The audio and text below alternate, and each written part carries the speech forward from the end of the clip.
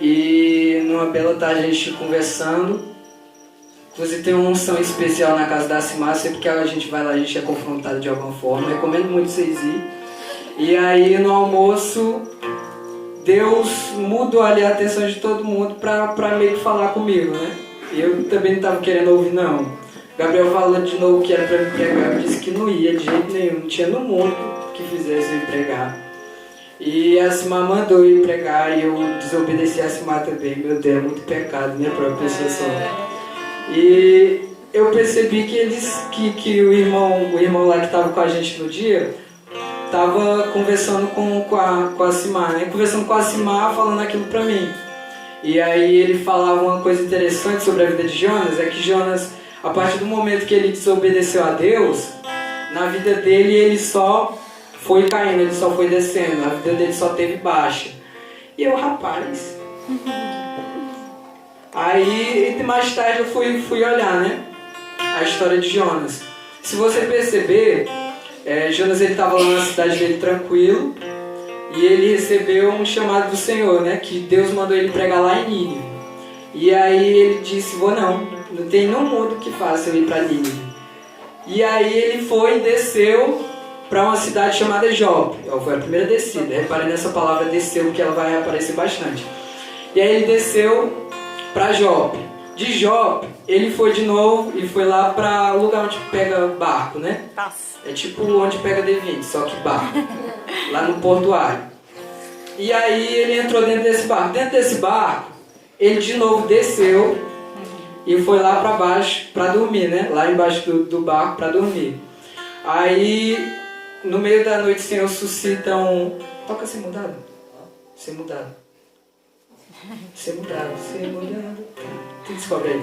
E aí lá no barco, Deus suscita uma tempestade e o mar começa a ficar bem agitado. E o pessoal lá pensa, cara, o que está acontecendo aqui? Do nada vem essa tempestade. E aí foram lá embaixo, acordaram o pobre do Jonas, estava dormindo. E perguntaram para ele quem ele era, né? E aí ele foi explicar a história dele, explicou que ele era servo do Deus Altíssimo, que era temente a Deus. E aí no momento que ele falou isso, os caras já entenderam, os caras lá do barco já entenderam. Essa tempestade que a gente está passando, bebê água. Eu me tremo mesmo. E aí nessa tempestade que ele estava lá no barco, eles já entenderam que aquela tempestade, obrigado, vocês são um amor. Que aquela tempestade, que aquele mar agitado, na realidade, era por causa que aquele homem de Deus que estava lá não estava aceitando o chamado que Deus tinha para a vida dele. E aí o que foi que fizeram? Pegaram Jonas, oraram para Deus, Deus nos perdoa, pelo amor de Deus, que a gente tem esse filho de Deus incrédulo lá aqui dentro do barco, e tiraram ele do barco e jogaram para o mar. Desceu do barco para o mar, né? E aí no mar, como ele ainda não tinha se arrependido, Deus suscitou uma baleia. Uma baleia não, um peixe. Ninguém sabe se foi uma baleia, porque baleia é mamífero. E aí suscitou um peixe no mar e esse peixe engoliu ele. Lá dentro daquele peixe, Jonas passou 3 dias e 3 noites. E gente, não sei se alguém aqui já ficou dentro de um peixe, já ficou dentro de uma baleia, não sei se você tem esse costume, mas... Dentro do peixe não é uma coisa muito agradável, porque lá tem suco gástrico, por causa desse suco gástrico acaba ficando um cheiro horrível. E provavelmente Jonas teve que comer peixe cru, peixe decomposto. E tudo isso porque ele recusou o chamado de Deus. E Deus colocou isso no meu coração para eu falar para alguma pessoa aqui. Cara, se Deus te der um chamado, eu oro para que no nome de Jesus você vai cumprir esse chamado. Porque a partir do momento que a gente recusa o chamado de Deus na nossa vida, a gente começa a descer. A gente começa a descer na nossa vida espiritual, a gente começa a descer a vida daqueles que estão conosco no barco, assim como foi com a vida daqueles homens que estavam com Jonas. E só dá coisa ruim, cara. E é muito bom tu saber que tu tá no centro da vontade de Deus. Entendeu? Você acaba sabendo que você é uma pessoa prudente. E nessa pergunta de prudente eu queria lançar uma pergunta para vocês. Será que vocês estão sendo pessoas prudentes ou pessoas insensatas? Não precisa responder para mim não. Você só imagina assim bem alto assim na sua imaginação. E a outra pergunta é: em que fundamento, em que alicerce nós estamos edificando a nossa vida?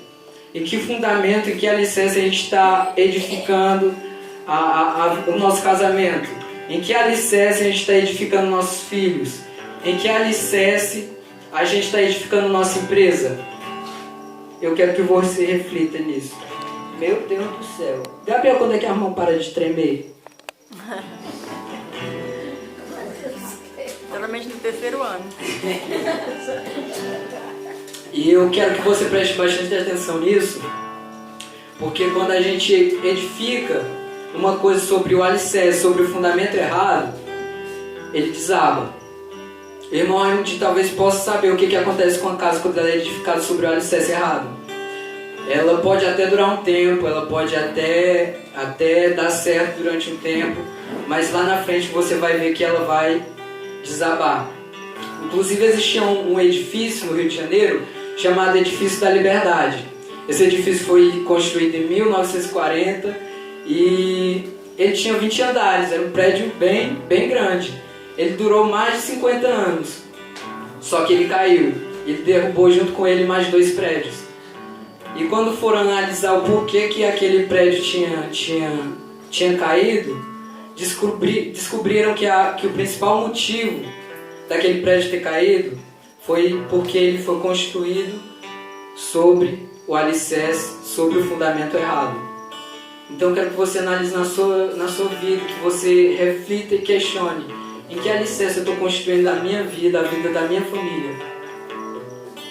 E nisso a gente vai lá para Mateus 7:24. Mateus capítulo 7, versículo 24.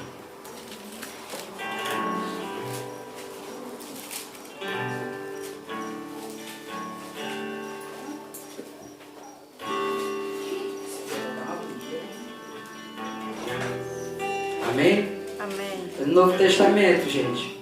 Sempre que Jesus tem poder.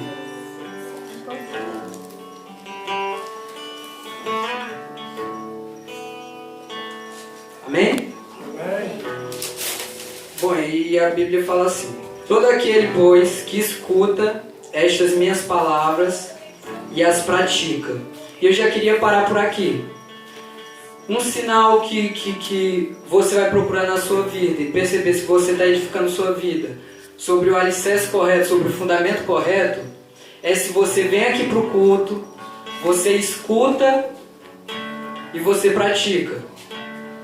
Ou se você só vem aqui e escuta. Muitas das vezes a gente tem a preocupação de estar escutando a palavra de Deus, como eu vejo muita gente falando que meu maior prazer é ouvir a palavra de Deus. Por mim eu ficava o dia e a noite ouvindo a palavra de Deus. E eu quero que você analise na sua vida a preocupação que você tem com escutar. Se você procura o seu líder para escutar uma palavra, se você busca conselho no seu líder para alguma questão que você está passando, para algum problema que você está passando, se você procura escutar a palavra de Deus aqui no culto, ou se você fica contando as telhas enquanto a pessoa que está dando a palavra, se quando você vai para o grupo você se preocupa realmente em interagir e tirar suas dúvidas, entender, ou se você fica pensando na sua janta e no seu almoço que você tem que fazer, na casa que tem que limpar. Então a primeira coisa, o primeiro sinal que a gente tem de que está construindo sobre o alicerce correto é que a gente escuta e pratica. Você pode repetir comigo? Escuta e pratica. Nossa, você quis fazer isso. Eu agora fiz a primeira vez. É muito bom. Todo aquele, pois, que escuta estas minhas palavras e as pratica, assemelhá-lo-ei ao homem prudente que edificou a sua casa sobre a rocha. E desceu a chuva, e correram os ventos, e assopraram os ventos, e combateram aquela casa, e não caiu, porque estava edificada sobre a rocha. O segundo sinal para você saber se você está edificando sua vida realmente no alicerce certo, como é que eu me esqueci? É se sua confiança está realmente em Deus. E eu queria fazer esse questionamento para você hoje. Cara, será que sua confiança está em Deus? A gente sabe isso de uma maneira muito simples. Se quando tudo dá errado na tua vida, tu começa a murmurar ou tu continua confiando em Deus? Se quando as coisas não vão conforme o que você quer, você continua confiando em Deus? Ou você se atribula e já quer se desviar e não vai mais para a igreja? Será que a nossa confiança hoje está realmente em Deus?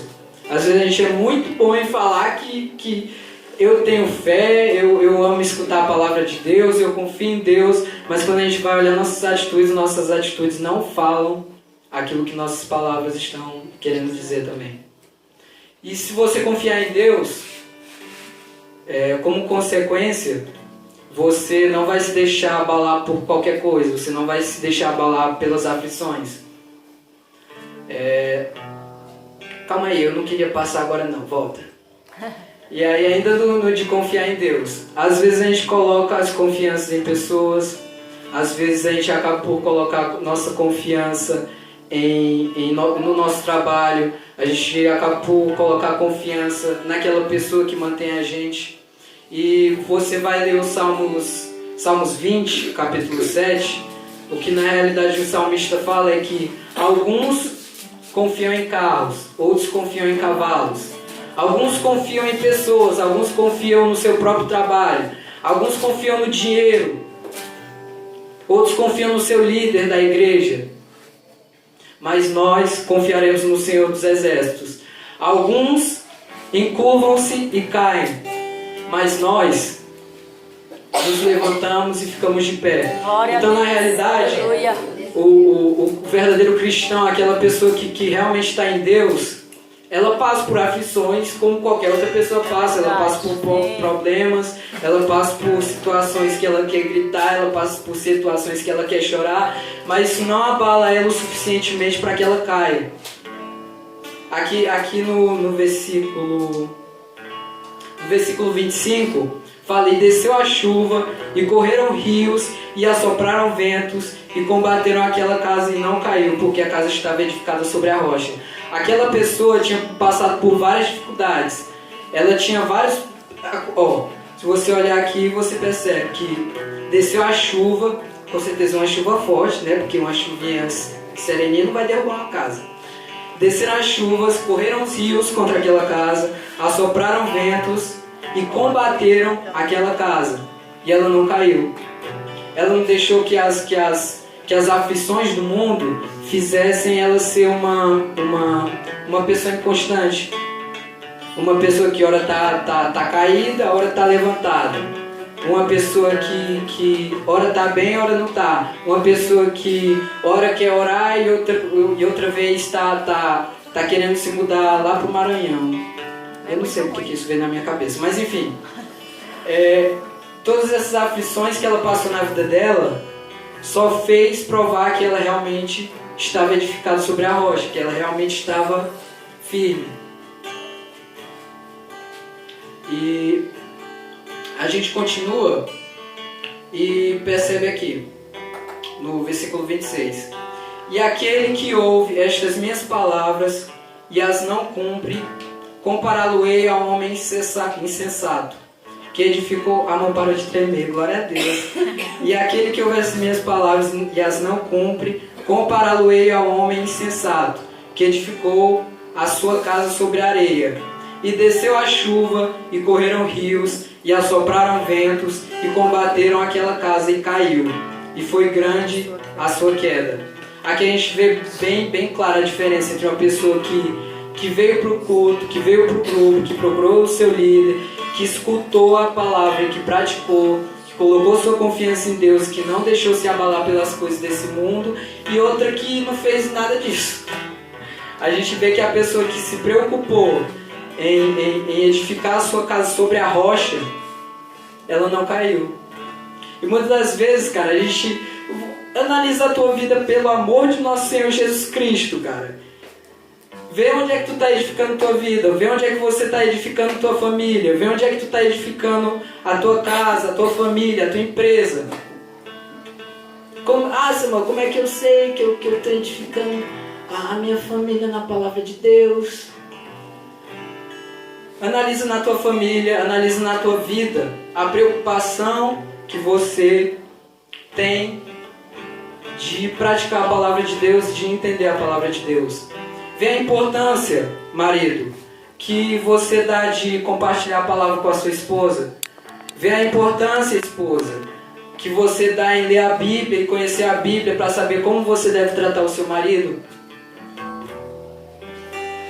Pais, em nome de Jesus, leiam também a Bíblia, em nome de Jesus Cristo, e saibam como edificar os seus filhos.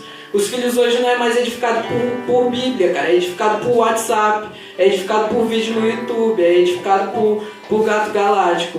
Meu sobrinho tá aqui? Tá não. Foi mal.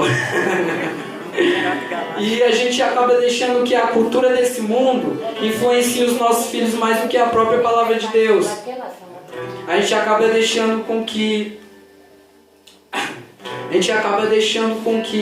essas coisas como o YouTube, como o WhatsApp, como os amiguinhos na escola, acaba influenciando a personalidade, influenciando o caráter dele mais do que a nossa palavra como pai. Eu ainda não sou pai, mas eu estou falando assim para ficar legal. Acaba influenciando a nossa palavra como pais, como mães. Também não sou mãe não, gente. E se você analisou na sua vida, se você reconhece que hoje você na realidade está edificando a sua casa sobre areia, se você não tem nenhuma preocupação em conhecer a Bíblia e repassar ela para os seus familiares, eu coloquei aqui, Jesus, amém? Eu coloquei aqui Jesus colocou aqui uma solução para você. A primeira é conheça a Deus e saiba o que Ele quer. Sabe, muitas das vezes a gente tem um toque e a gente pensa que naquele toque a gente já conheceu a Deus. A gente pensa que a gente vem para uma reunião e a gente pensa que já conheceu a Deus. A gente vai para um grupo e acha que conheceu a Deus. Mas na realidade, Deus nos dá em Oséias 6,3 que a gente deve conhecer e prosseguir em conhecer ao Senhor. Quando você vai para um culto, para uma reunião, você tem um conhecimento de Deus, isso é verdade. Mas será que na sua casa você está dando importância de prosseguir em conhecer o Senhor? Porque a primeira parte do conhecimento a gente pode fazer entre irmãos, mas prosseguir em conhecer ao Senhor é algo pessoal. É algo que você vai na sua casa, que você vai ler a sua Bíblia, que você vai entrar no teu quarto de oração e que você vai conhecer a Deus no secreto. Então analisa. Se você não tá dando importância para isso, em conhecer a Deus, que a partir de hoje você passe a ter essa importância. Que a partir de hoje você possa buscar conhecer e prosseguir em conhecer a Deus. E saber o que Ele quer, a gente sabe onde? Onde é que a gente sabe o que Deus quer? Na Bíblia. Na Bíblia. Muita gente procura isso na internet, a gente procura em outras coisas. E eu quero que você, pai de família, eu quero que eu, menina abençoada, amém? Eu quero que você, mãe, eu quero que você, empresário, eu quero que você, esposa, eu quero que você, esposa, analise na tua vida e percebe qual é a importância que você dá em saber o que Deus quer. Você como pai, busca saber como instruir seu filho. Você como marido, busca saber como tratar sua esposa. Você como esposa, busca entender como tratar o seu esposo. Porque senão, eu posso te falar uma coisa.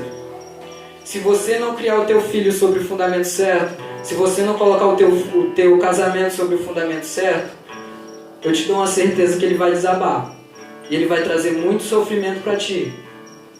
Então, em nome de Jesus, eu estou falando isso aqui com um clamor dentro de mim. Pelo amor de Deus, Senhor, faz isso, praticar isso. E se você não tem esse zelo de procurar o que o Senhor quer para a tua vida, o que o Senhor quer para você como pessoa, como aquela autoridade que Ele instituiu, que a partir de hoje, no nome de Jesus Cristo, você possa procurar isso. Que a partir de hoje você possa procurar entendimento, crescer em sabedoria e graça. E outra coisa que faz parte da solução, a primeira qual é? Conhecer a palavra. Conhecer a Deus e saber o que Ele quer. De novo, conhecer a Deus e saber o que Ele quer. Onde é que a gente sabe o que Ele quer? Palavra. Na Bíblia. E aí a gente vai para outra parte, que é ouvir a Deus. Que é uma coisa que no nosso meio cristão, infelizmente, acabou se dissipando conforme o tempo foi passando. Cadê o irmão Nézio? Rapaz, irmão Nézio, eu queria saber como é que meu irmão ia se sentir se a Andréia tomasse uma decisão importante sem você saber. Glória a Deus. Irmão Nézio é um posto de sinceridade. Daniel, como é que tu ia se sentir se a Thalia tomasse uma decisão importante sem te consultar? Aí vocês imaginam como é que o noivo, como é que Cristo se sente depois que a noiva dele, a igreja, toma várias decisões no decorrer do dia, sem nem se importar em falar: Deus, o que tu acha? E quando pergunta Deus o que tu acha, ainda não tem paciência de esperar a resposta e faz do mesmo jeito. Só fala como quem falasse para um conhecido distante. E a gente tem alguns exemplos que eu queria citar aqui. O primeiro é do rei Salomão. O Salmo 137 foi escrito pelo rei Salomão. O Salmo 137 é aquele que fala: se o Senhor não edificar a casa, em vão trabalhos que edificam. Se o Senhor não guardar a cidade, em vão vigia o sentinela. E tal. E aí eu fico imaginando, sabe? Eu fico viajando nessa escritura, e eu fico imaginando o seguinte: Rei Salomão foi o homem mais rico que já existiu e que já vai existir na terra. Ele foi o cara mais sábio, ele foi o cara mais rico e o cara mais sábio. Imagina o cara mais rico aqui de Guaraciaba. Ele não está nem na metade do rei Salomão. Tá, talvez não tanto isso, mas por aí. Salomão foi o homem mais rico e foi o homem mais sábio. E aí naquela construção que estava tendo do templo do Senhor, que foi ele que pediu para construir, quer dizer, foi Deus que pediu para construir, mas ele que foi lá e fez o negócio. Eu imagino que ele vendo aquele tanto de homem trabalhando, que com certeza não era pouco, porque o cara era rico, então ele podia pagar muita gente. Eu fico imaginando aquele tanto de gente lá trabalhando para ele, construindo lá o templo, e ele, em sua dependência, pensar: cara, se o Senhor não edificar esse templo, em vão trabalhos que edificam. Se o Senhor não guardar essa cidade, em vão vigia o sentinela. Inútil será... Ai, Jesus. Eu bebi água de novo, gente. A mão parou de tremer, cara. Inútil será trabalhar até tarde. Não, deixa eu ver aqui que eu me esqueci. Inútil será trabalhar até tarde, dormir tarde e comer o pão de dores. Cara, o rei Salomão, o homem mais rico do mundo, estava falando: cara, se o Senhor não estiver à frente, se o Senhor não for o fundamento, isso aqui é tudo em vão. O cara mais rico e sábio do mundo estava com aquele monte de trabalhador lá e falando: cara, se o Senhor não estiver à frente disso aqui, tudo isso aqui é à toa. Consegue imaginar isso? E ele ainda fala: inútil será. Inútil vai ser se esforçar tanto se o Senhor não estiver à frente. E aí muitas das vezes a gente quer agir no nosso braço forte e quer agir sem Deus, cara. Que na realidade isso vai ser um trabalho inútil. A Bíblia fala que maldito o homem que confia no homem, faz do seu braço a sua força, do seu braço forte a sua força. Sabe qual é uma das desvantagens da gente ir lá e tentar fazer as coisas com o nosso braço forte? Tentar fazer as coisas com o nosso próprio entendimento, tentar fazer as coisas com com a nossa própria sabedoria e inteligência, é que o nosso braço forte cansa, cara. Se eu pego isso aqui, que eu acho que eu não aguento. Aguento muito não. Mas se eu pego isso aqui e fico aqui e deixo ele aqui levantado por um monte de tempo, do jeito que eu sou magro, do jeito que eu sou, eu não vou conseguir nem um minuto segurar isso aqui. E aí muitas das vezes a gente quer colocar esse braço forte e executar as coisas por ele mesmo. E o Senhor ainda diz: maldito é o homem que confia no homem e faz o seu braço forte a sua força. Cara, se você vai tentar fazer algum projeto que só veio mesmo na sua mente, que você acha que você vai conseguir na sua capacidade, em algum momento você vai se cansar. E se hoje você está cansado, possivelmente é por causa... Amém. E se hoje você está cansado, possivelmente é por causa disso. Se você está cansado, é porque provavelmente você acabou tomando os planos que eram seus, não era de Deus. Você procurou fazer as coisas por si mesmo e não quis nem saber da opinião de Deus. E se quis, não teve muita paciência de esperar. E o próprio Jesus que era o Filho de Deus, gente, Jesus, o Filho de Deus, ele se retirava como era de costume para orar e saber o que Deus queria. O Filho de Deus. E às vezes a gente que não tem nem tamanho de gente, amém, mãe? A gente não tem nem tamanho de gente e a gente quer fazer as coisas no nosso braço forte, a gente quer fazer as coisas por nós mesmos.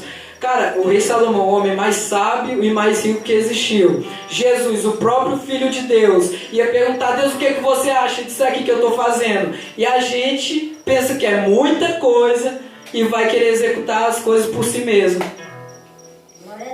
Aparece uma oportunidade de trabalho, é de Deus, eu estou precisando, morrendo de precisar de um emprego. Apareceu 2 propostas de emprego, se eu não me engano. Se eu tivesse ido, eu não sei se essa palavra é um palavrão, então deixa eu mudar. Se eu tivesse ido, hoje eu estaria muito ruim. Porque não?